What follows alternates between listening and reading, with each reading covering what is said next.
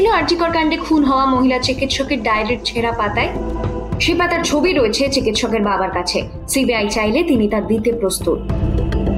তদন্তের স্বার্থে সেই লেখা নিয়ে মুখ না খুললেও তার বাবা জানিয়েছেন, লেখার সারমর্ম ছিল মৃত চিকিৎসক সুখে থাকতে চেয়েছিলেন। নির্যাতিতের বাড়িতে গিয়ে তার লেখা ডায়েরি নিয়ে এসছে সিবিআই। অভিযোগ উঠেছে ডায়েরি থেকে পাতা ছেঁড়া হয়েছে। এই প্রসঙ্গে নির্যাতিতার বাবা বলেন, তার কাছে একটি পৃষ্ঠার ছবি রয়েছে। সিবিআই চাইলে সেই ছবি দেখাবেন। এমজিতে গোল্ড মেডেল পেতে হবে, এমন স্বপ্নের কথাও লেখা ছিল ডায়েরিতে।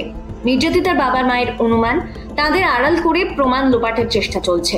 পুলিশ, কলেজ কর্তৃপক্ষের ভূমিকা নিয়ে সংশয় পুরোপুরি দূর হয়নি তাদের। আরজিকর মেডিকেল কলেজের চেস্ট ডিপার্টমেন্টকেও দায়ী করেছেন নির্যাতিতার বাবা মা।